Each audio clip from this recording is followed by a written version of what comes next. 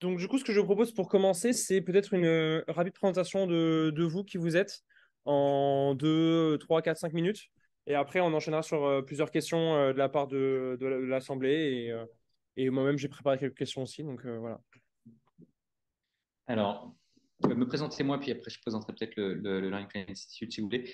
Moi, je suis ingénieur, chercheur, euh, haut fonctionnaire, entrepreneur social, citoyen de la planète. Voilà, je suis plein de choses à la fois, comme j'imagine enfin, pratiquement tout le monde est multicasquette et généralement on se définit par une de ces casquettes principales et je pense que c'est plus intéressant. Typiquement, si on veut innover, c'est bien d'être capable de mêler différentes perspectives.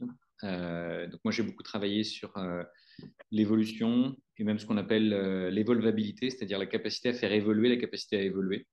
Donc, par exemple, on pourrait se poser des questions réflexives du genre comment innover sur les manières dont on innove. Euh, donc là, il y a tout un tas de questions de ce genre qui m'intéressent.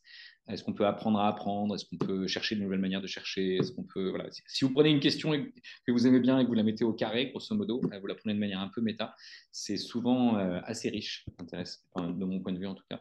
Je pense que ça, c'est des choses peut-être à aider, si vous le souhaitez. Et puis, vas-y, je t'écoute. Non, non, je pense que c'est juste un écho. Je coupe mon micro pendant que vous parlez pour éviter que ça fasse des échos. D'accord. Euh, voilà, je pourrais revenir sur chacun de ces moments de ma carrière si ça intéresse certains d'entre vous d'avoir la perspective de l'entrepreneur social, du chercheur, de l'innovateur, du pédagogue ou du haut fonctionnaire. C'est plutôt pour ça que je le disais. Mais je pense qu'en fait, en général, on met les gens dans des silos et je pense que vous serez d'autant plus innovant à titre individuel que vous aurez multiplier ce qu'on pourrait appeler des détours par rapport à ça. Mais plus vous serez curieux, plus vous intéresserez à des choses différentes a priori, plus vous serez capable de recombiner les choses. Et ça, c'est des choses qu'on peut apprendre en biologie de l'évolution. C'est que l'évolution est accélérée par la recombinaison avec de la diversité. Donc, si vous voulez des idées innovantes, ben, c'est comme avoir des génomes innovants. Et vous avez probablement entendu parler de la sérendipité, mais la sérendipité, c'est quelque chose qui peut évoluer et on peut faire une forme d'ingénierie de la sérendipité, par exemple. Est-ce que vous pouvez définir peut-être ce terme pour tout le monde? Ou alors pour ceux qui ne connaîtraient pas, le mot sérendipité, il y a plein de définitions, mais c'est un peu les hasards heureux. C'est comment est-ce que de temps en temps on fait une rencontre qui va changer notre vie et on se dit ah mais quelle chance, est-ce que c'est le destin, est-ce que c'est ceci ou est-ce que c'est cela.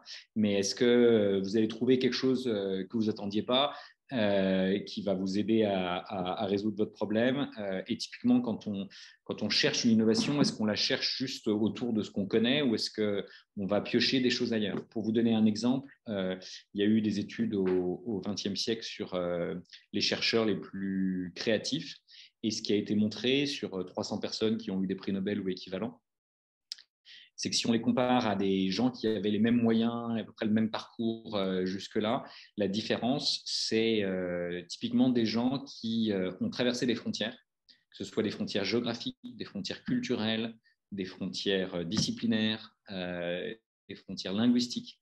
Et c'est typiquement des gens qui avaient des réseaux de relations, on va dire d'amis, plus diversifiés, des gens qui étaient aussi des artistes en plus d'être des scientifiques, et des gens qui avaient assez fondamentalement une envie enfin, une capacité à accepter de regarder le même problème sous deux angles différents qui pouvaient paraître incompatibles.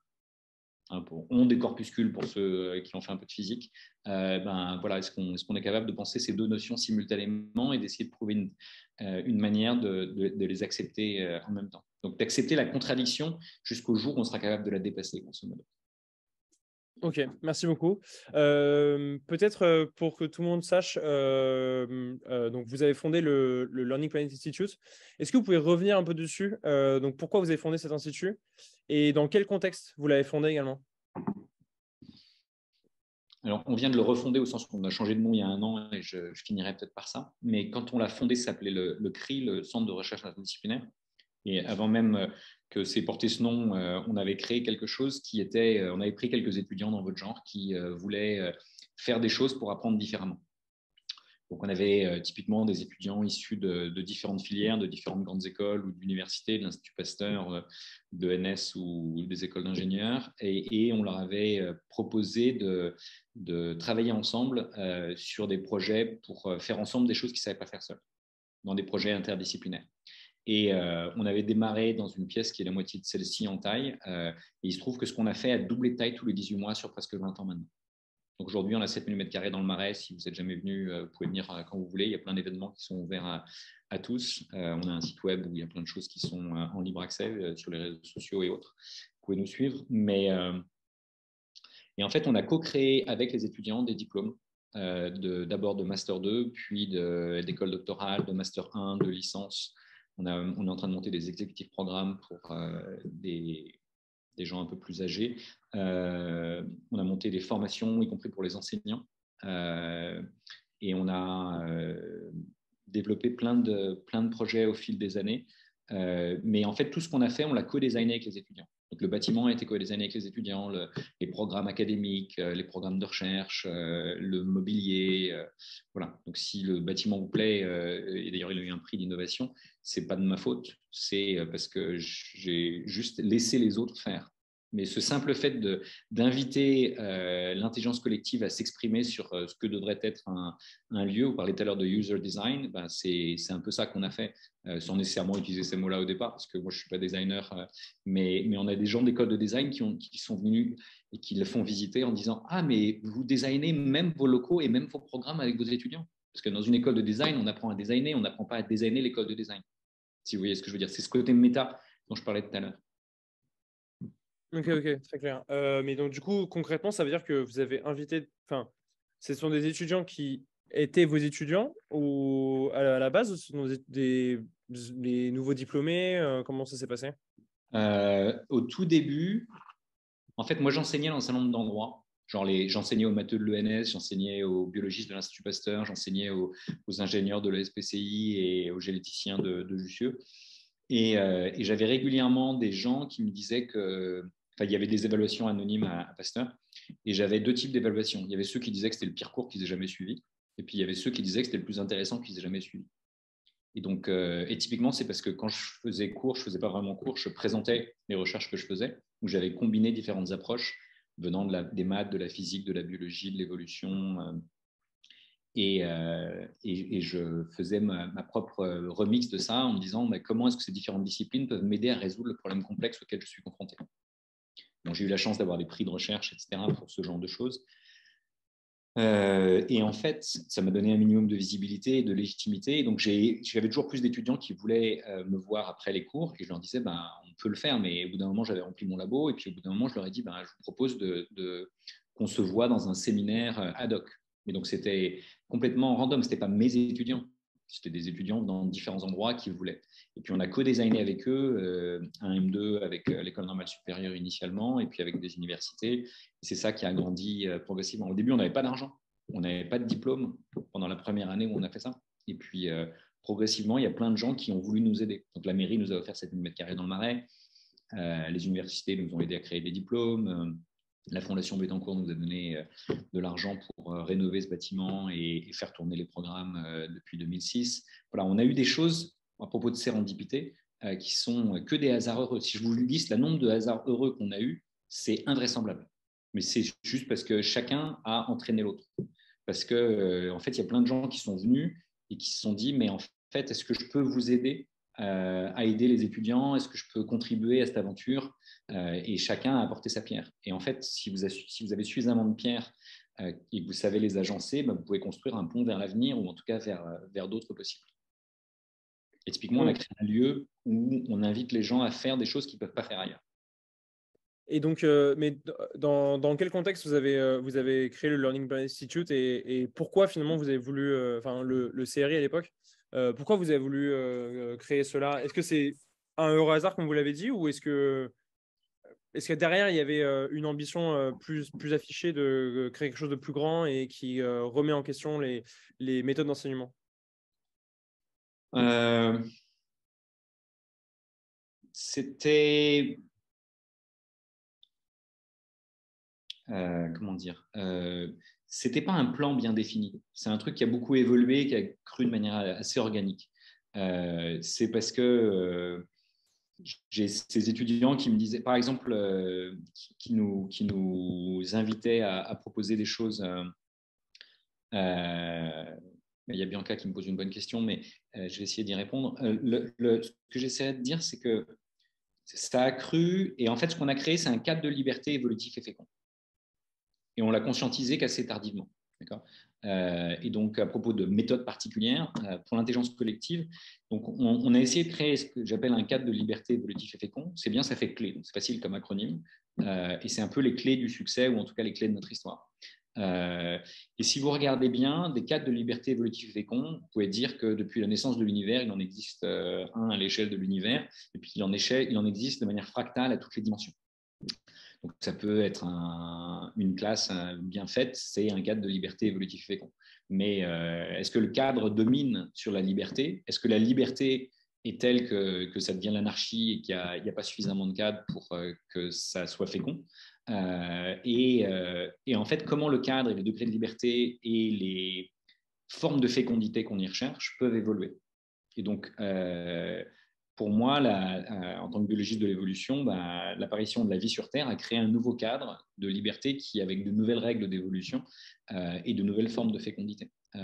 Et donc, en tant que biologiste de l'évolution, ayant travaillé sur l'évolvabilité, sur la coopération, sur les capacités des bactéries à collaborer, y compris entre espèces, je me suis rendu compte qu'elles faisaient ça sans ministère de l'Éducation nationale, sans diplôme, sans tout un tas de rigidités qui surcadrent et diminuent trop les degrés de liberté pour que ça soit fécond et pour que ça évolue.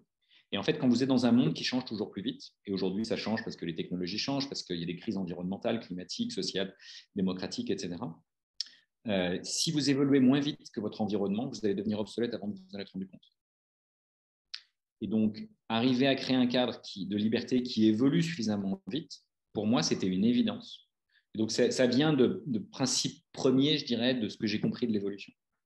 Et quelque part, on a essayé de l'appliquer dans un autre contexte. Donc, pour la construction du bâtiment, en l'occurrence, on a demandé à une étudiante qui s'appelle Marion Voileau, qui était à la fois architecte et designer. Elle a passé une année sabbatique à nous aider à faire ça. La problématique de notre conférence, c'était comment inventer de nouvelles méthodes d'éducation. Vous l'avez dit, c'est un peu grâce à l'intelligence collective, en laissant tout le monde pouvoir avoir enfin, designer, notamment comme vous le disiez, les cours, etc. Mais comment et pourquoi, je rajouterais, doit-on inventer des nouvelles méthodes d'éducation? Est-ce qu'aujourd'hui, c'est un besoin qui est clair et identifié? Est-ce que c'est que les étudiants qui se plaignent ou est-ce que tout le monde se plaint finalement des méthodes d'éducation qui n'ont pas tant changé depuis des décennies finalement?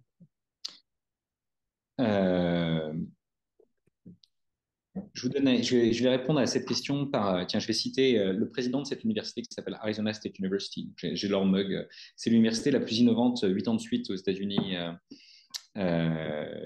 Donc, ça peut vous intéresser d'essayer de comprendre ce qu'ils ont fait. Le président de cette université qui s'appelle Michael Crow, il y a 20 ans, personne ne connaissait cette université. Et donc, il l'a complètement transformée. Ça fait 20 ans qu'il est président. Et il a récemment donné une conférence à l'inauguration d'un bâtiment qui s'appelait Global Future, où des richissimes américains ont mis 300 millions de dollars pour les aider à innover et à penser le futur. Et à l'inauguration de ce bâtiment, il a dit les universités prétendent être la solution aux problèmes de la planète et aux problèmes à toutes les échelles. Et lui, il dit, mais moi, je pense qu'elles sont partie du problème. Et parce que si la planète va aussi mal, si nos démocraties vont aussi mal, si nos sociétés vont aussi mal, c'est en bonne partie parce que les décideurs qui ont été formés dans les meilleures universités, on dirait grande école en France, mais universités aux États-Unis, sont des gens qui n'ont pas étaient formés à régler vraiment les problèmes. Ils ont été formés à des jeux d'ego, à des jeux de pouvoir et à des approches disciplinaires leur permettant d'être des hyper spécialistes de micro-sujets, mais avec un manque de réflexion systémique. Donc, il y a des gens comme Socrate qui critiquaient le système il y a 2500 ans, il y a des gens comme lui qui le critiquent aujourd'hui, il y a tout un tas d'étudiants qui se plaignent d'un mélange d'éco-anxiété, d'ennui à l'école, sans compter tous les problèmes de harcèlement qui peuvent y exister. Et en fait, on a encore une fois un système qui évolue moins vite que son environnement devient obsolète avant de s'en être rendu compte. Et ça, j'en avais parlé à Najat Vallaud-Belkacem quand elle était ministre, elle m'avait écouté poliment. Et puis, elle m'a rappelé le jour où il y a eu Charlie et les attentats qui l'ont mis dans une position où l'école était soumise à une crise sur laquelle elle n'avait pas forcément les armes pour faire face. Et puis, une partie des acteurs de l'éducation nationale et des universités d'ailleurs, se sont mobilisés comme jamais après la crise Covid. Et aujourd'hui, à la ministre de l'Enseignement supérieur qui dit face à la crise climatique et environnementale, il faut qu'on repense les universités et les formations. Mais c'est des choses que les étudiants demandent depuis beaucoup plus longtemps. Mais traditionnellement, si le système n'évolue pas, c'est que les étudiants râlent, mais quittent le système avant d'avoir pu le changer. Et ceux qui restent, c'est ceux qui sont en position de pouvoir et qui n'ont pas forcément intérêt au changement. Alors, certains profs ont envie que ça change, mais en moyenne, les gens qui sont au sommet du système éducatif, et même au sommet de la société, sont des gens qui ont bénéficié du système. Donc, si vous critiquez un système qui a dit que vous êtes le meilleur, vous sciez la branche sur laquelle vous êtes assis. Donc, il y a peu de gens qui sont prêts à le faire. Et donc, il y a beaucoup de raisons pour l'inertie dans le système éducatif, mais aujourd'hui, il y a un tel système de crise généralisé et qui ont toutes un rapport avec l'éducation d'une manière ou d'une autre. J'étais à un sommet mondial sur le futur de la planète où on a parlé de 10 crises différentes, et dans chacune des crises, on s'est dit qu'il y avait une dimension éducative parce qu'il fallait former les gens différemment pour résoudre cet aspect-là de la crise. Et ce qui était intéressant, c'est que c'était juste la même semaine que l'Assemblée générale des Nations unies, et il y avait le sommet transformation de l'éducation. Et le secrétaire général des Nations unies a dit, pour résoudre n'importe laquelle des crises auxquelles on est confronté aujourd'hui, il faudrait systématiquement investir dans une transformation de l'éducation.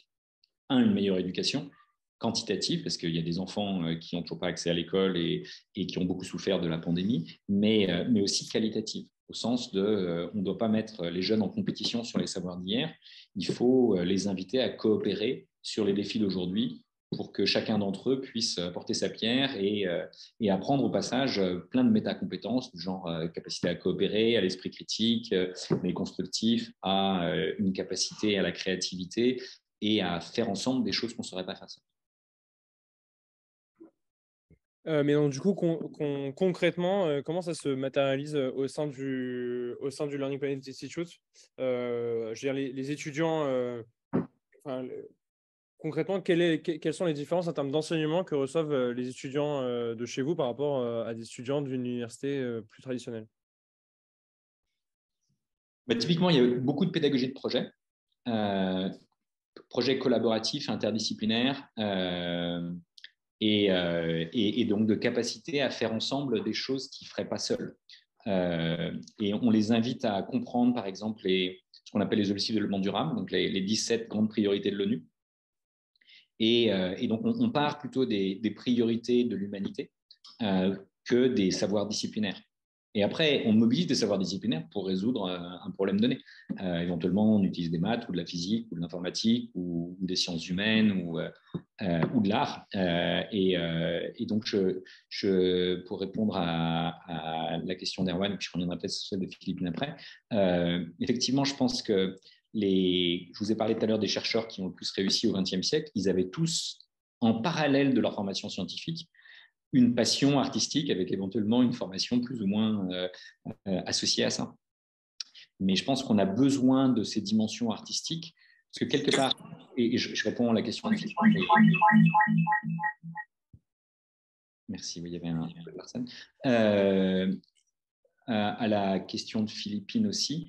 En fait, ces approches qui mêlent l'art, le design, l'intelligence collective et la science peuvent être utilisées à tous les niveaux, à tous les âges. Donc, Pour vous donner un exemple de choses qui se sont pas mal développées, qui sont assez connues, au début, il y avait ce qu'on appelait STEAM en anglais, Science, Technology, Engineering and Mathematics, et on est passé de STEM to STEAM en rajoutant le A de art, en disant que les meilleurs scientifiques devaient avoir une formation artistique. Et quelque part, une manière de le dire, c'est de dire qu'on a besoin à la fois de pensées divergentes, on a besoin de générer une diversité d'idées, et puis ensuite de pensées convergentes qui nous permettent de sélectionner.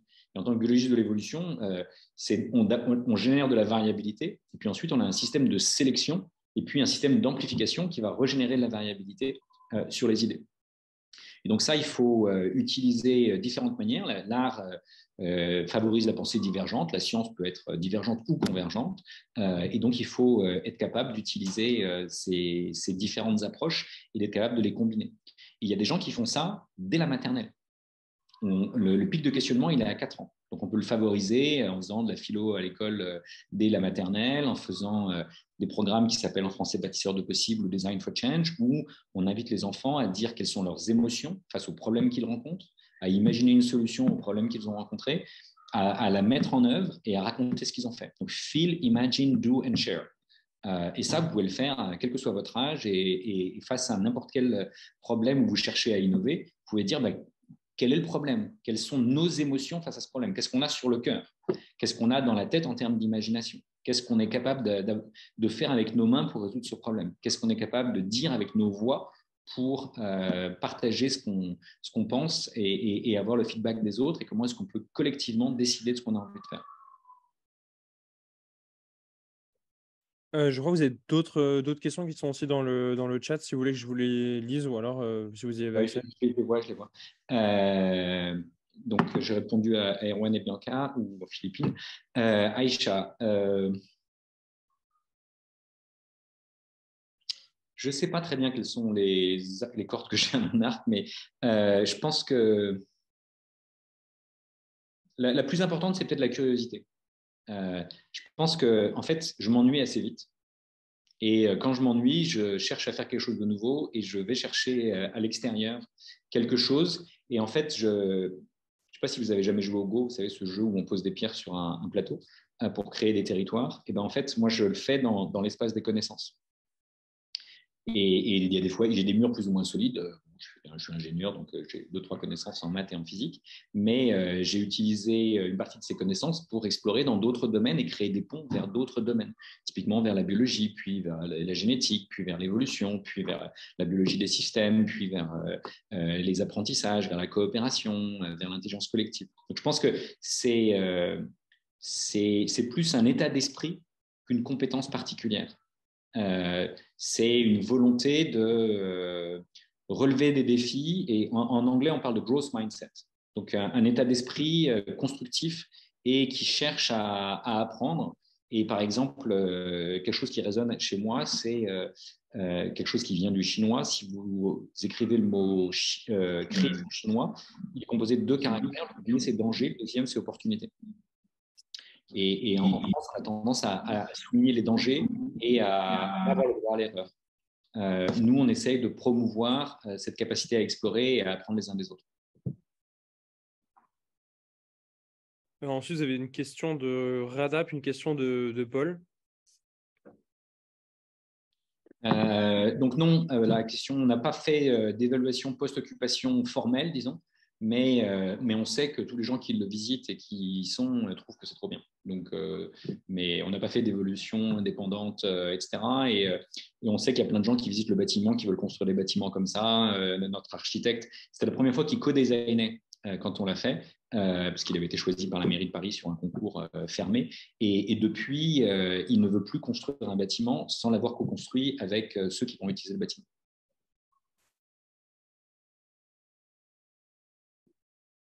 C'est peut-être intéressant de faire, pardon, avant que vous répondiez à la question d'après, si vous avez le temps et si nous, on a le temps aussi avec nos études, de peut-être venir visiter ce bâtiment, justement, voir comment l'intelligence collective au service du design et de l'architecture peut amener à créer des bâtiments dans lesquels, en tant qu'étudiant, on se sent bien, plus on se sentira directement visé, puisqu'on est à Dauphine, en travaux en plus. Donc, pas dans les meilleures conditions du monde, avec un Wi-Fi qui saute.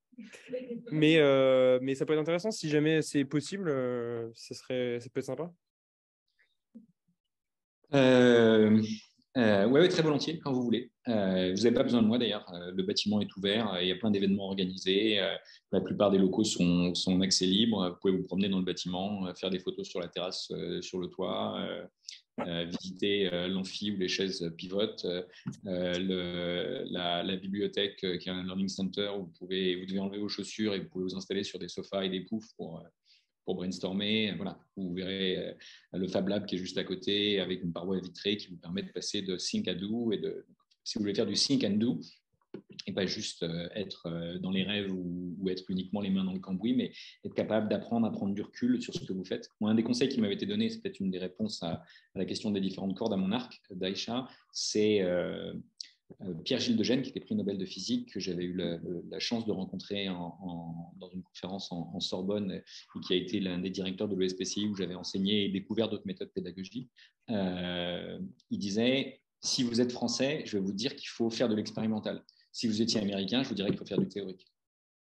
Et pour une autre manière de dire ça, c'est, je ne sais pas combien d'entre vous sont ingénieurs, mais si à l'école des mines, ça peut être un pourcentage non négligeable. Dans le mot ingénieur en français, il y a le mot génie. Dans le mot engineer en anglais, il y a le mot engine. Donc il y en a qui mettent les mains dans le cambouis et les autres qui se prennent pour des génies. Si vous voyez ce que je veux dire. Et en moyenne, l'innovation technologique, elle passe par la capacité à être capable de faire des allers-retours entre la théorie et la pratique, entre les idées et leur mise en œuvre, entre le think and do. Pour rebondir là-dessus, d'ailleurs, les ingénieurs britanniques sont formés comme des techniciens de haut niveau, tandis que les nôtres sont formés dans des grandes écoles où on leur apprend plus à gérer des projets qu'à devenir vraiment des techniciens. Donc, oui, c'est vrai. Bon, là, il y a beaucoup de questions. Stéphanie, je sais que tu avais une question que tu voulais poser à l'oral. Peut-être tu l'as écrite, je ne sais pas. Ah, ok, d'accord. Bon, bah, du coup, je vous laisse répondre aux questions qui sont dans le chat. Voilà. Ouais, donc la question de Paul sur l'interdisciplinarité et le lien avec les silos disciplinaires ou les silos dans les boîtes et autres, c'est vrai que c'est un espèce de combat. Et en fait, nous, on aide ceux qui se sentent bien chez nous. Donc, on n'impose ce qu'on fait à personne. Mais de facto, le nombre de gens qui rentrent chez nous, genre vous, qui voulez visiter maintenant les locaux, a tendance à croître exponentiellement. Parce qu'en moyenne, les gens qui sont venus en parlent à d'autres qui en font venir d'autres. Donc ça, c'est assez clair. Effectivement, il y a des boîtes qui sont plus innovantes que d'autres et qui ont plus envie de ce genre de choses et qui viennent nous consulter.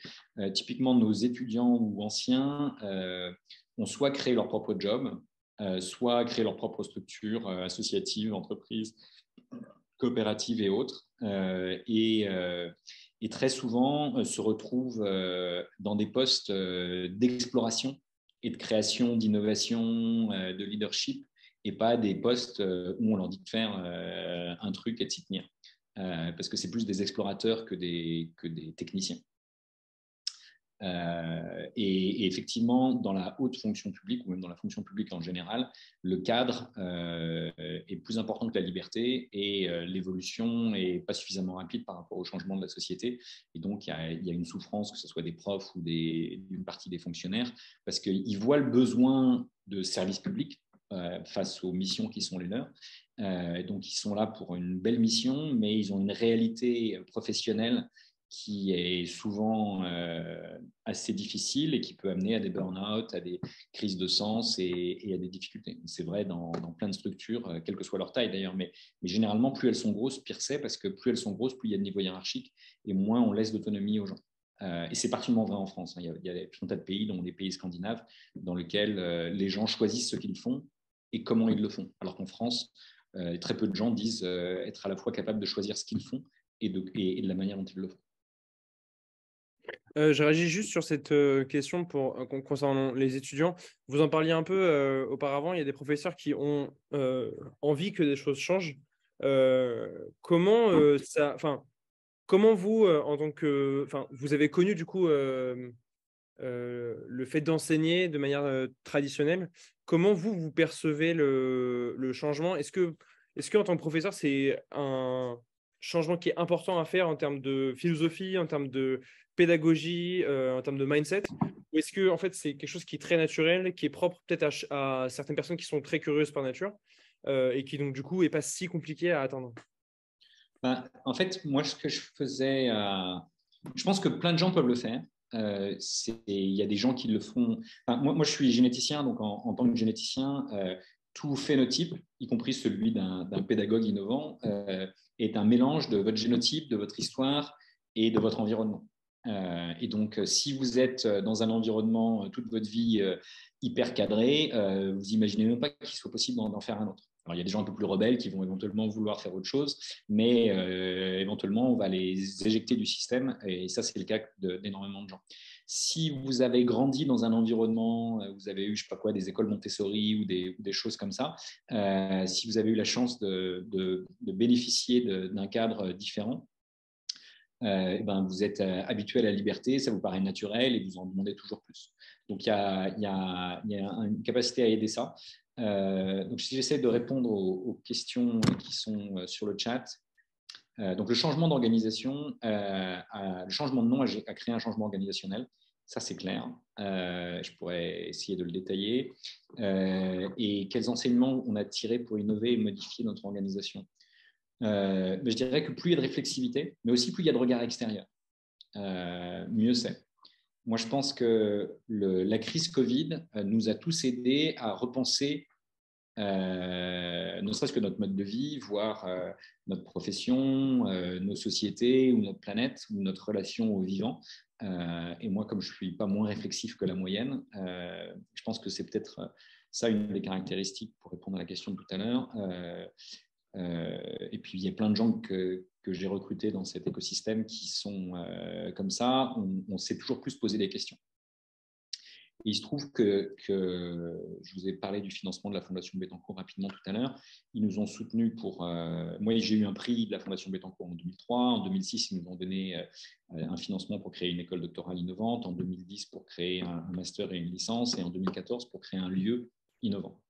Et donc, personne n'a jamais été aidé comme on l'a été. Donc, je leur suis infiniment reconnaissante. Mais à chaque fois, ils nous ont financé pour 10 ans. Sauf que la dernière fois, c'était en 2014 et que ça va s'arrêter en 2024. Donc, on a un deadline en 2024 qui est qu'on doit transformer notre modèle économique. Donc, le changement de nom, c'est associé d'une part à ça, d'autre part au fait qu'on avait été invité par le gouvernement français à écrire un rapport sur l'idée de société apprenante avec quelques collègues, et ça avait beaucoup plu à la fois à certains acteurs du gouvernement, mais pas tous, et donc ça n'a pas été implémenté autant qu'on aurait pu le voir, mais ça a été aussi apprécié par la directrice générale de l'UNESCO, qui nous a dit qu'elle voulait qu'on promeuve cette idée de société apprenante au niveau international. Donc, on est passé de société apprenante à planète apprenante. Donc, une communauté apprenante, quelle que soit sa taille, ça peut être celle du groupe classe que vous êtes, ça peut être la planète ou n'importe quoi entre. C'est une communauté où on partage ce qu'on sait, où personne ne sait tout, mais tout le monde sait quelque chose et on a tous à gagner à apprendre les uns des autres, en particulier quand on est confronté à l'inconnu, où on a peut-être chacun une brique de solution, et si on sait assembler ces briques, on peut créer un pont vers le futur et un pont vers les solutions dont on a besoin. Elle ne marchera peut-être pas parfaitement, mais elle pourra être améliorée au fur et à mesure. Donc ça, on se l'est appliqué à nous-mêmes. Mais on a aussi demandé des regards extérieurs. On a été aidé pour la première fois par des consultants, par tout un tas de gens. On a changé notre conseil scientifique international avec des regards des meilleurs experts mondiaux sur les sujets qui nous intéressaient. On a consulté à nouveau une nouvelle génération d'étudiants. On est parti, je ne sais pas si vous connaissez la notion d'ikigai, mais c'est une notion japonaise où il y a 4 cercles. Le cercle de ce que vous aimez faire, le cercle de ce que vous savez faire ou que vous pourriez apprendre à faire, le cercle des besoins du monde et le cercle des ressources que vous pouvez mobiliser. Et donc, nous, on est dans il faut qu'on change notre ikigai. Parce que le monde a changé, parce que les ressources dont on dispose ont changé, parce que ce qu'on sait faire a évolué, et puis il y a de nouvelles choses qu'on veut apprendre à faire, et puis parce que même ce qu'on aime faire a un peu changé. Donc ça, c'est un point assez important. Et donc, on s'est vraiment transformé. Aujourd'hui, on a 5 piliers d'activité. Un pilier de recherche et de R&D, parce que les universités font la recherche sur beaucoup de choses, mais rarement sur elles-mêmes. C'est y compris la R&D des manières d'apprendre, d'enseigner, de faire de la recherche, mais des intelligences collectives. ensuite, il y a une activité d'enseignement, mais qu'on est en train de redéfinir, parce qu'on avait des masters interdisciplinaires. Maintenant, on veut des masters pour aller attaquer les problèmes de la planète. Donc, l'interdisciplinarité n'est pas une fin, mais un moyen. Et donc, qu'est-ce que ça veut dire? Comment est-ce qu'on prend en compte les dimensions planétaires de nos sujets? Et puis, pour répondre aussi à la question d'Erwan sur ce qui pique le plus ma curiosité et faire le lien entre les deux, on est passé j'ai beaucoup travaillé sur cette idée de Learning Planet, donc c'est devenu le nom de l'Institut. Et donc, j'ai été, par exemple, à New York, je vous en ai parlé, sur un sommet sur l'éducation et sa transformation, un sommet sur la planète et ses évolutions. Et ben, on était les seuls à être dans les deux. Et donc, nous, on pense qu'il faut apprendre à résoudre les problèmes de la planète et il faut apprendre en collaborant à toutes les échelles, jusqu'à l'échelle planétaire. Donc, c'est pour ça qu'on a ce mot-là. Mais on a travaillé sur quel est l'individu qui habite une learning planet. Et donc, on a proposé le mot de planetism. Et un planetism, le planetism est à la planète ce que le citizen est à la cité. Donc, ce que le citoyen est à la cité. Et donc, on a dit, mais en fait, il y a un nouveau concept qui est celui, en fait, si vous regardez la cité et la citoyenneté, elles ont une longue histoire. Donc, moi, je me suis intéressé à la biologie évolutive, je m'intéresse aussi à l'histoire. Et grosso modo, je m'intéresse à savoir d'où on vient pour mieux comprendre où on est et mieux imaginer où on peut aller, autre que le système par défaut qui nous envoie dans le mur. Et donc, j'ai regardé l'histoire de la citoyenneté chez les Grecs, pendant les Lumières, et puis dans notre démocratie, où on voit que la démocratie recule aux États-Unis en ce moment, en France, en Italie, dans plein de pays dans le monde. Donc, il y a plein de mauvaises nouvelles par rapport à ça. Donc, la citoyenneté recule. Mais en fait, si vous regardez ceux qui font reculer la citoyenneté, les arguments qu'ils utilisent, les néo-obscurantistes attaquent tout l'héritage des Lumières. L'éducation, la science, la philosophie, le débat de qualité, les lieux de production de savoir, etc. Les process même de production de savoir. Et en fait, donc il y a des néo-obscurantistes aujourd'hui, comme il y en avait pendant les Lumières ou à Athènes, et c'est un combat permanent que de réinventer la notion de citoyenneté. Et la première fois qu'elle a été inventée à Athènes, elle a été inventée pour défendre les murs de la cité. Et n'étaient citoyens que les hommes en armes. Et donc, pas les femmes, pas les pauvres, pas les migrants, pas les esclaves, pas les enfants. Et si vous regardez une partie des vainqueurs d'aujourd'hui, c'est les mêmes qui sont des vainqueurs et c'est les mêmes qui sont des victimes. Et donc, il y a besoin non seulement de repenser les Lumières, mais la Déclaration des droits de l'homme et du citoyen de 1789, ce n'est pas la Déclaration des droits de la femme, ce n'est pas la Déclaration des droits des enfants, ce n'est pas la Déclaration des droits des migrants, ce n'est pas la Déclaration des droits de la planète. Donc, en fait, il y a une logique qu'il faut repenser, c'est que si on doit repenser la cité, elle est défendue par les hommes en armes, et en plus, la cité, elle sépare les humains de la nature. Et donc, si on veut repenser la citoyenneté, eh ben, il faut repenser le contexte géographique dans lequel on l'applique. Et donc, au lieu de la baser sur les murs de la cité, dans le mot citoyenneté, on a décidé de le placer sur l'idée de planète et donc de planétisme. Je ne sais pas si je suis clair là-dessus. Si, pour moi, très clair, mais peut-être pour la personne qui a posé la question, je ne sais pas. Voilà, donc ça, on est en train d'essayer de réfléchir à comment est-ce qu'on apprend à devenir un planétisme. Et la coévolution entre éducation et citoyenneté, elle date au moins de Condorcet et donc de la Révolution française. Parce qu'on est un bon citoyen que si on a été éduqué au préalable. Et si au contraire, vous avez été manipulé par, à l'époque, les forces obscurantistes de l'Église et autres, ou aujourd'hui celles des fake news et des réseaux sociaux et des manipulations montées par l'intelligence artificielle, vous êtes une victime de ça. Et donc, comment est-ce qu'on forme des citoyens éclairés, des enlightened planetism? C'est vraiment ça sur le quoi on réfléchit le plus aujourd'hui, parce que c'est une manière de lier l'éducation aux questions planétaires et à l'ensemble des crises auxquelles on est confronté. Et la meilleure manière de trouver des solutions à ces crises, c'est de mobiliser l'intelligence collective et de développer ce qu'on n'a même pas les mots en anglais, les mots d'empowerment et de agency. D'accord ? Donc, de mettre en capacité les gens et de développer ce qu'on appelle leur agentivité, c'est-à-dire leur capacité à être acteurs et auteurs de leur avenir et pas victimes au présent et incapable de se projeter dans l'avenir de manière positive et constructive. Juste, je fais le parallèle avec ce que vous venez de dire. Du coup, concrètement, un cours Learning Planning Institute, ça se passe comment? Est-ce que c'est des étudiants qui ont un sujet et ils font un projet autour de ce sujet pour apprendre autour de ce sujet, de ce thème de manière globale? Ou est-ce que c'est un prof qui fait un cours magistral? Est-ce que ce terme cours magistral est un gros mot, Learning Planning Institute, ou pas trop? Comment ça se passe? Par exemple, on peut faire ce que j'aime bien faire, y compris aujourd'hui en partie, c'est plutôt une conférence inversée ou une classe inversée. Donc, éventuellement, ce qu'il y a à apprendre est disponible en ligne avant le début. Et vous avez probablement regardé un certain nombre de choses avant de m'inviter. Et puis, finalement, on discute du cœur. Moi, par exemple, quand j'enseignais à l'ENS aux matheux, je leur donnais un article scientifique à lire et c'était à eux de m'expliquer ce qu'ils avaient trouvé d'intéressant. Et puis, la fois d'après, c'était de me dire quel article scientifique les avait intéressés et pourquoi, et quelles étaient les maths, et quelles étaient la bio, qu'est-ce qu'ils en avaient compris, et quelles étaient les questions ouvertes qu'ils voyaient devant eux. Et ça peut paraître assez élitiste de le faire avec des matheux de l'ENS, mais en fait, ça marche avec tous les profils d'étudiants. Et pour répondre à la question de Nelly, on a des parcours super différents de gens qui arrivent ici. Et en fait, on essaie de ne pas regarder les notes, mais plus de regarder les projets, les volontés d'apprendre.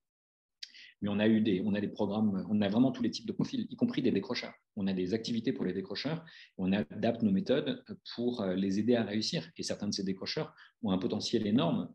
Par exemple, 50% des gens à haut potentiel sont en échec scolaire. Donc ça ne veut pas dire que tous les gens en échec scolaire sont à haut potentiel, mais ça veut dire qu'en fait, il y a énormément de gens qui ont énormément de potentiel et que si on leur impose si vous imposez un poisson rouge de monter à un arbre, il ne va jamais y arriver, quoi. Par contre, si vous savez le mettre dans l'endroit où il est, dans son bain naturel, il va s'épanouir. C'est vraiment ce genre de choses. C'est aider les gens à trouver chaussures à leurs pieds et ça. Et donc, on a typiquement des étudiants curieux qui veulent venir faire ici des choses qu'ils ne peuvent pas faire ailleurs. Et on les sélectionne plutôt sur leur capacité à être ce que moi j'appelle des game changers. Donc, des gens qui comprennent suffisamment les règles du jeu mais qui voient que le jeu qu'on joue aujourd'hui est un jeu perdant-perdant au sens de la théorie des jeux. C'est-à-dire des jeux où on surexploite les ressources et où tout va s'effondrer. Et c'est des gens qui doivent être capables d'inventer d'autres manières de jouer et de modifier les règles du jeu, que ce soit par une innovation technique, une innovation démocratique, une innovation pédagogique, une innovation cognitive ou culturelle ou artistique, mais qui vont aider à changer la perspective et à essayer de construire quelque chose d'alternatif. C'est typiquement des gens qu'on sélectionne sur la capacité à coopérer et pas juste sur la capacité à avoir les meilleures notes de leur classe. Peut-être vous pouvez répondre à la question de. Il y avait une question juste avant celle de Nelly, une question de Paul au niveau de. Pardon, par rapport au syndrome des mains dans le cambouis. Ouais, donc en fait, chez nous, encore une fois, on invite, par exemple, tout le monde passe au Fab Lab. Et tout le monde apprend à y faire, y compris des projets qui sont plus ludiques et drôles avec un sens pour montrer qu'ils peuvent tous y arriver et que ce qui compte, c'est pas de réussir à faire un robot, mais on fait ce qu'on appelle les shitty robots, qui sont juste des robots un peu déconnants, un peu drôles, juste pour montrer qu'on peut arriver à bricoler des choses. Et ce qui compte, c'est l'idée et puis sa capacité à la mettre en œuvre progressivement. Et ce côté, quand on met en œuvre une idée, réfléchir sur les fondements théoriques et scientifiques, voilà, quand on repense l'éducation, c'est quoi les fondements de l'éducation? Quand on repense une application, un design, un objet, une relation, pourquoi est-ce qu'on la repense? Et donc, faire des allers-retours entre la théorie et la pratique, penser la théorie de sa pratique et mettre en œuvre pratiquement ces théories, c'est ce qui fait progresser les deux dimensions et c'est ce qu'on invite nos étudiants à faire systématiquement. Ensuite, il y avait une question de Stéphanie. Ouais, je suis assez d'accord avec ça. Mais par exemple, donc, est-ce que la méthode d'éducation a une conséquence sur notre façon de raisonner et notre capacité à innover? Je dirais oui, parce qu'on est formaté. Et donc, comment trouver un équilibre entre l'apprentissage des outils créatifs dans l'éducation élémentaire? Pour donner un exemple lié à la question de Stéphanie, si vous donnez un problème à résoudre et qu'il y a différents élèves qui ont trouvé différents types de réponses, vous pouvez les inviter à partager leur méthode et montrer qu'en fait, il y a plusieurs méthodes pour arriver au même résultat et encourager la pluralité des perspectives. Mais pour vous donner un exemple, je ne sais pas si vous connaissez Mandelbrot, c'est le mathématicien qui a inventé les fractales. Et ben en fait, il n'avait pas été à l'école pendant sa scolarité initiale. En plus, c'était un juif polonais, donc on était dans la Deuxième Guerre mondiale, vous imaginez un peu les circonstances dans lesquelles il était. Et à un moment donné, il s'est retrouvé en prépa en France et son prof de prépa lui donnait que des problèmes à résoudre, enfin les problèmes de classiques de prépa que vous avez dû voir pour au moins certains d'entre vous. Et lui, il trouvait toujours une solution géométrique. Et son prof a essayé de lui donner des problèmes qu'il n'arriverait pas à résoudre de manière géométrique. Il a toujours réussi. Et ce mec, il a fini par inventer les fractales. Et ben, c'est parce qu'il cherchait des méthodes alternatives pour résoudre des problèmes, y compris sur la rugosité des surfaces et les cartes géographiques et leur découpage. Et c'est en regardant ce genre de truc qu'il a eu l'idée des fractales. Donc, en fait, si on devait schématiser une nouvelle approche pour enseigner à nos plus jeunes frères et sœurs, ça serait en fait, au lieu de leur donner des connaissances, leur donner les moyens d'aller les chercher eux-mêmes, donc leur donner des problèmes auxquels on fait face, et en fait, à eux d'aller trouver des solutions parmi toutes les connaissances que l'on a. Oui, mais tu peux aussi leur donner les inviter à définir eux-mêmes le problème. Tu vois, c'est ce qui est Ok. encore plus intéressant. Parce qu'à ce moment-là, ils ont une vraie motivation intrinsèque à trouver la solution. Ok. Question de Paul sur la rupture publique-privée dans la façon d'appréhender les problèmes mondiaux.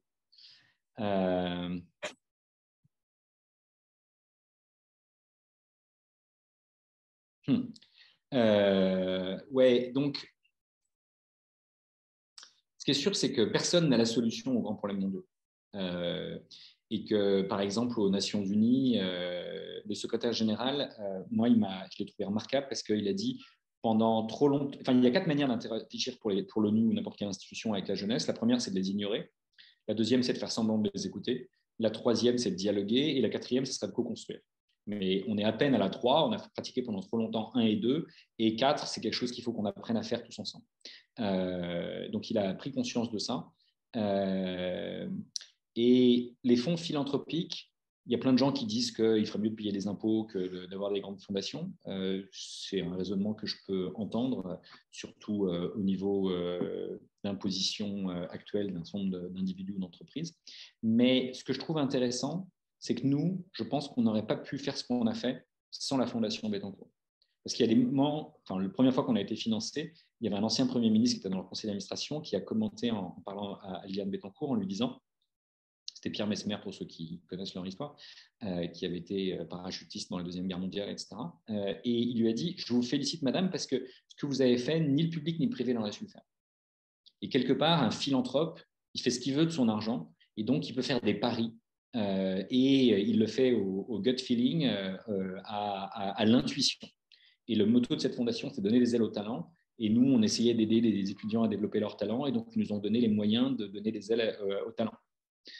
Et créer une espèce d'école pour vilains petits canards et pour leur apprendre à voler différemment. Et c'est typiquement ça. Donc, je pense qu'on a besoin des deux. Et on a besoin de lieux d'expérimentation. Et nous, donc, on travaille beaucoup avec l'UNESCO. Et on est un peu un espèce de labo de R&D à la fois pour l'université et pour l'UNESCO. Et là, on est en train de travailler sur un sujet pour mieux travailler avec les Nations Unies. Les Nations Unies, c'est un système qui a été créé après la Deuxième Guerre mondiale, comme vous le savez, et qui est toujours plus obsolète. Et ben, je vous ai expliqué tout à l'heure que si on n'évoluait pas, on devenait obsolète. Et en fait, ils ont un article qui s'appelle l'article 109 de la Charte des Nations Unies, que j'ai découvert en septembre. Et cet article 109 dit qu'ils devraient faire un update tous les 10 ans. Donc, au départ, ils ont pensé ça intelligemment. Sauf qu'ils ne le mettent pas en œuvre, cet article. Et donc, en fait, ils n'ont pas d'update. Et donc, en fait, les rapports de pouvoir de l'après-guerre sont congelés depuis. Et donc, vous avez toujours le Conseil de sécurité avec les mêmes, les Russes, les Chinois, les Français, les Anglais. Voilà. Et alors qu'on représente, nous, typiquement, les Français, pas l'Inde, représente plus de gens que nous. Et puis pourquoi un droit de veto? Parce que finalement, on a bien vu toutes les dérives sur le droit de veto. Systématiquement, il est exprimé quand on défend ses intérêts nationaux. Typiquement, les Russes sur l'Ukraine. Donc, on voit que…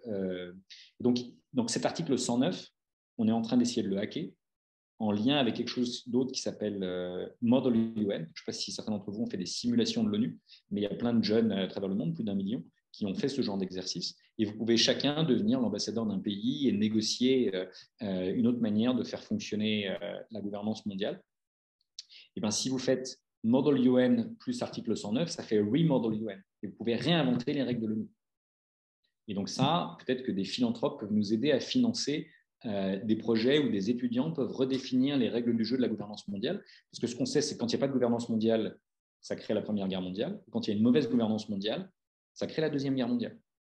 Et donc, est-ce qu'on peut éviter la Troisième Guerre mondiale en investissant dans une transformation de la gouvernance mondiale et donc de la citoyenneté globale, d'où cette idée de Planetizen, et est-ce qu'on peut le faire avec vos générations et plus jeunes, parce que vous avez le droit de vote, mais vos petits frères et sœurs, ils n'ont toujours pas le droit de vote. Et si les enfants ne peuvent pas voter, ben, leurs droits ne sont pas pris en compte. Et donc, le fait que la planète soit foutue en l'air par les générations précédentes, ça ne les gêne pas plus que ça. Et par contre, ça handicape essentiellement les plus jeunes que vous représentez, ainsi que vos futurs enfants ou vos frères et sœurs. Pardon, peut-être une dernière question, parce que je crois que vous êtes pris après 18h15, il me semble. Donc peut-être une dernière question, celle de Rada. Attendez, je regarde à quelle heure je suis pris. Je ne me souviens plus. Ouais, c'est 18h30, donc j'ai encore un quart d'heure. La méthode Montessori pour les enfants, en fait, nous, on est très proche de Montessori. Moi, j'ai pas été dans des écoles Montessori, ni mes enfants, mais j'ai été invité à en visiter après avoir créé ce lieu. Et je me suis rendu compte que, en fait, ce qu'on faisait, c'était un peu la même chose. Et il y a des endroits, à partir du moment où, est-ce que vous êtes dans une logique? En fait, il y a des questions assez simples qu'on peut se poser. Est-ce que ce que vous apprenez vous a été imposé ou vous l'avez choisi? Première question. Deuxième question, est-ce que vous êtes en compétition avec les autres ou pas? Et troisième question, est-ce que les sujets sur lesquels vous travaillez, il y a une réponse fermée au sens une définition dans un dictionnaire, une liste d'acides aminés ou un théorème mathématique, où il y a que des réponses ouvertes, du genre vous cherchez des réponses aux questions du changement climatique ou du changement de la démocratie ou de l'arrivée de l'intelligence artificielle. Et donc, typiquement, le système classique, vous l'avez probablement connu, il vous impose une compétition sur des sujets que vous n'avez pas choisis et dont les réponses sont déjà connues à l'avance, il faut juste les mémoriser ou être capable de les retrouver suffisamment vite. Et nous, on est systématiquement à l'opposé de ça. Donc, nous, on est systématiquement à faire ça. Et Montessori se rapproche plus à nous, même si il y a moins le côté travailler sur des questions ouvertes, même si c'est possible dans des écoles de type Montessori. Mais ce qui est intéressant, c'est que les écoles qui sont les plus proches de ce que nous, on fait, il y en a une qui a eu le prix de la meilleure école du monde d'après la fondation Lego, qui cherchait les écoles les plus innovantes, les plus créatives et qui forment le mieux à relever les défis du XXIe siècle. Et ce qui est intéressant, c'est que cette école, elle est en Haïti. Ce n'est pas une école en Finlande, dans le quartier latin ou dans la Silicon Valley ou à Singapour, qui sont très bien par ailleurs, mais c'est une école où on apprend à relever des défis de 6 à 18 ans. Et à 6 ans, on apprend à planter une graine. À 12 ans, on apprend à relever un autre défi qui est, par exemple, que les SMS sont trop chers, donc on crée son propre serveur de SMS. Et à 18 ans, on a un nouveau défi qui est qu'il y a décidément trop de tremblements de terre en Haïti. Et on crée les élèves ont créé un réseau de détection d'ondes sismiques dans un réseau d'écoles et qu'ils ont, pour le coup, gagné des prix aux Olympiades internationales de sciences sur le sujet. Donc, ce genre de choses, c'est très impressionnant pour moi. Et c'est typiquement des écoles où, moi j'ai écrit un livre qui s'appelle « Et si nous » en français, et ils sont en train de travailler sur ce livre, et chaque élève est invité à écrire son propre « Et si nous ». Et à créer des collectifs pour mettre en œuvre leurs idées, parce que on est dans des cultures qui sont très proches. Donc en fait, ce qu'on fait peut s'appliquer à toutes les échelles, et effectivement, c'est très inspiré de Montessori. Mais Montessori, elle était chercheuse, elle était médecin, c'était la première femme médecin, et elle a créé des choses pour les plus défavorisés. Et aujourd'hui, c'est des choses qui ont été un peu figées et qui sont très chères et utilisées essentiellement par les enfants de certaines élites. Et donc, c'est assez un contraste. Mais je pense que, comme souvent, quand quelqu'un n'est plus là pour porter l'innovation, comme elle l'était elle, eh ben, ça se fige et ça c'est réapproprié par les élites du moment si c'est adapté à leurs besoins. Et pour conclure, est-ce que vous pensez qu'il y a une chance que nos gouvernements, nos représentants politiques fassent quelque chose pour que tous nos systèmes d'éducation changent en France? On sait que c'est quand même un sujet, chaque élection, on en reparle. Et à chaque élection, on dit non, mais c'est impossible à changer, c'est un mastodonte, ça ne changera jamais, etc., etc. Mais est-ce qu'un jour, on n'aura pas marre et il y aura vraiment quelque chose qui fera que ça change? Ou est-ce que vous êtes plutôt pessimiste et vous pensez que c'est par des initiatives à droite, à gauche qu'on changera véritablement le système éducatif? Bon, des initiatives à droite à gauche, il y en a depuis longtemps et elles n'ont pas forcément changé le système. Elles ont éventuellement changé localement les choses, ce qui est déjà pas mal. Et elles montrent que le changement est possible, ce qui n'est pas mal non plus. Et typiquement, Maria Montessori, elle a innové à son niveau, ça s'est diffusé, il y a des millions d'enfants qui en ont profité, mais il y a des milliards d'enfants qui n'en ont pas profité. Donc, c'est très bien d'arriver à l'échelle du million, mais on voit que ça touche à peine 1 pour 1000 des publics cibles. Donc, ce qui est intéressant, c'est qu'il y a 2 choses qui peuvent donner l'espoir. C'est qu'en situation de crise, par exemple Covid, eh ben, tout d'un coup, le changement devient possible. Du jour au lendemain, il a fallu réinventer les pédagogies pour les adapter au confinement, etc. Ça a été d'autant plus difficile que les profs n'ont jamais été préparés à ça, qu'il n'y a pas eu d'investissement préalable, que si le système de santé s'est relativement bien adapté, même si on peut critiquer plein de choses, c'est qu'il y a eu de l'investissement dans la recherche avant la crise, pendant la crise, et qu'il y a eu aussi vite que possible le développement de méthodes de diagnostic, de vaccins, de prévention qui ont été diffusées. Il n'y a pas de R&D dans l'éducation nationale. Alors qu'il y a évidemment une R&D dans le ministère de la Défense, dans le ministère des Transports, dans le ministère de l'Énergie, le ministère de l'Écologie, etc. Donc, c'est le ministère de l'Agriculture. Donc, c'est insensé. C'est le premier budget de l'État. C'est le budget sur lequel il y a le moins de R&D. C'est le budget qui devrait préparer le futur et c'est le budget qui ne prépare pas son propre futur. Donc, l'école du futur n'a pas de budget. Il y a juste un budget pour l'école d'aujourd'hui en se disant que c'est le futur des enfants de demain. Bah oui, mais si on n'invente pas l'école du futur et si on n'investit pas dedans, on ne s'en sort pas. Donc ça, pour moi, c'est quasi criminel. J'ai écrit des rapports sur le sujet, je l'ai dit, mais je n'ai même pas réussi, alors que j'ai une mission gouvernementale, à avoir les chiffres de dépenses de R&D, parce qu'en fait, ils ne les chiffrent même pas. Donc, ça ne veut pas dire que c'est zéro, mais ça veut dire que c'est suffisamment infinitésimal pour que ça ne rentre pas dans les comptes publics. Alors qu'au ministère de la Santé, on sait vous répondre, au ministère de la Défense, on sait vous répondre. Donc ça, c'est un premier point. Le deuxième point, je cherche des sources d'espoir parce que je ne voudrais pas vous laisser désespérer, c'est d'abord, il y a toujours plus de gens qui ont conscience du fait que le système a besoin de changer. Pendant longtemps, les élites françaises pensaient qu'elles étaient les meilleures du monde parce qu'elles étaient françaises et élites, donc forcément les meilleures du monde. Et puis sont venus des classements internationaux, vous avez peut-être vu le classement de Shanghai sur les universités, les classements PISA sur l'école, etc., qui ont montré qu'en fait, non seulement on est bas, mais en plus on a tendance à diminuer. Et là, il y a eu une volonté des élites d'avoir le meilleur pour leurs enfants. Ils ont commencé à les envoyer à Harvard, à Oxford, à Stanford ou autres. Et il y a eu une prise de conscience qu'on n'avait pas le meilleur système. Donc ça, je pense que ça a joué. Et donc, il y a toujours plus de gens qui voient l'intérêt du changement.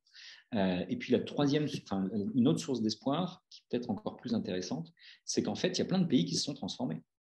Donc, la preuve que le changement est possible, c'est qu'il a été fait d'abord en Finlande, puis au Canada, puis à Singapour, qui sont typiquement les pays qui sont numéro 1 dans leur continent respectif. Donc, c'est possible de faire évoluer un système. Mais ça suppose un certain nombre de conditions. Par exemple, d'avoir un vrai débat sur le sujet. Par exemple, être capable d'avoir un accord idéalement pluriparti, parce qu'à la prochaine élection, vous ne voulez pas qu'on vienne en arrière. Et ça, c'est typiquement ce qui s'est passé dans un endroit comme la Finlande, parce qu'ils ont su créer du consensus sur le sujet dès les années 70. Mais eux, ils avaient un défi particulier, qui avaient la Russie, qui était leur voisin, qui n'était pas forcément hyper sympathique à leur égard. Et ben, aujourd'hui, on a un nouveau défi qui est le changement climatique, on a le défi de l'intelligence artificielle. Aujourd'hui, on investit plus sur l'intelligence artificielle que sur l'intelligence des enfants. Bah, forcément, ça va poser un problème. Donc, il y a besoin on voit bien que si... Enfin, je ne sais pas comment vous avez senti votre éducation, mais vous avez probablement été sélectionné en partie sur votre capacité à mémoriser et à calculer. Il se trouve que mémoriser et calculer, les machines font ça mieux que nous. Donc, si ce pourquoi vous êtes le plus formé, c'est des choses que les machines font mieux, ce n'est pas forcément un très bon signe pour l'avenir, c'est une espèce d'évidence. Par contre, il y a des choses que les humains savent faire, que les machines ne savent pas faire, qu'il faudrait mieux enseigner. Tout à l'heure, on parlait d'art, de créativité, de compassion, d'empathie, de capacité à co-construire avec les autres. C'est des choses que les machines ne savent pas faire. Donc, travaillons les spécificités humaines et éventuellement les complémentarités entre les humains et les machines. Je ne dis pas qu'il ne faut pas savoir mémoriser et calculer, mais apprendre à mémoriser et calculer avec les machines, ça peut être très utile. Donc, ce n'est pas juste savoir utiliser une calculette. Ça peut être tout un tas de choses qui peuvent être très avancées. Parce que l'IA peut apprendre à résoudre non seulement toutes les équations que vous avez apprises en prépa, mais beaucoup plus. Elle peut vous aider à affiner des données en proposant des équations directement et vous pouvez apprendre à faire ce genre de choses et à découvrir de nouvelles lois scientifiques ou des nouvelles manières de régler des problèmes. Donc, je pense qu'il y a tout un tas de méthodes qui existent et tout un tas de raisons de fonctionner différemment.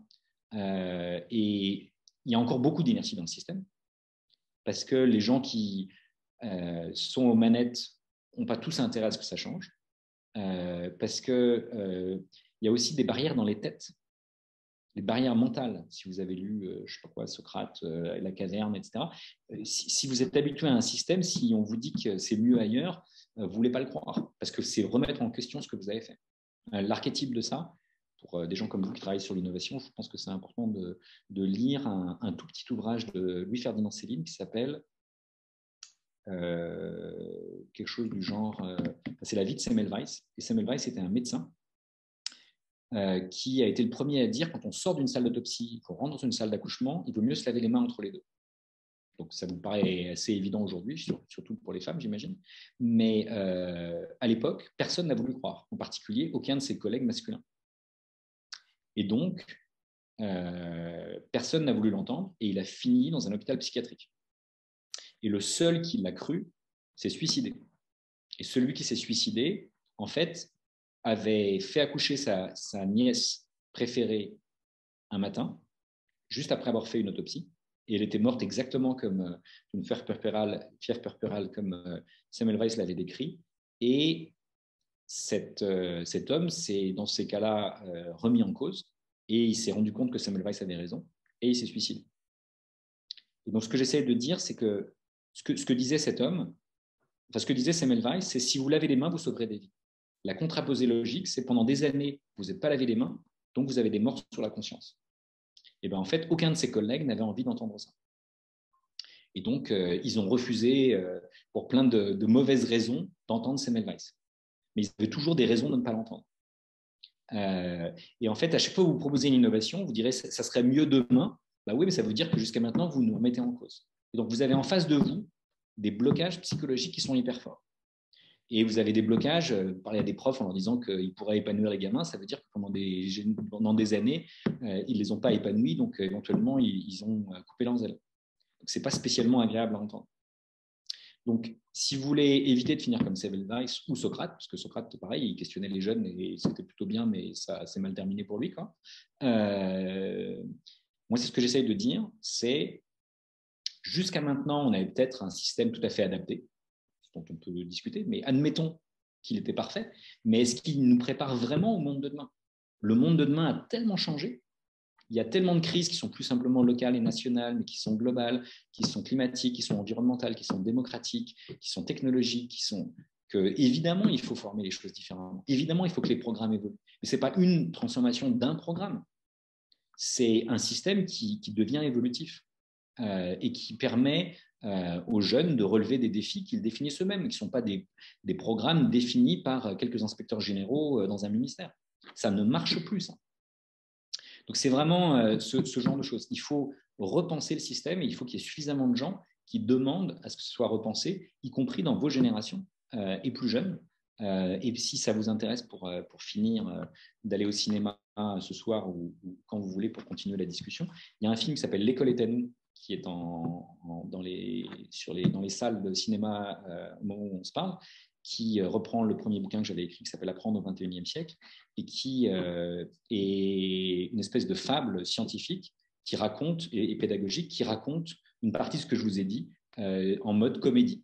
Et il y a plein de résultats scientifiques et personne ne les voit sauf moi, parce que j'ai contribué à aider le scénariste et le réalisateur et les producteurs à faire ce film. Mais en fait, ça vous montre qu'une autre école est possible. Et je ne veux pas vous spoiler le film, mais si vous voulez, encore une fois, prolonger ça ou en discuter avec d'autres membres de votre famille, vos jeunes frères et sœurs, cousins ou parents ou autres, allez voir ce genre de film et discutez-en en famille. Discutez-en, faites une projection à Dauphine ou ailleurs et organisez un débat. Et cette capacité au changement culturel, je pense qu'elle est hyper importante.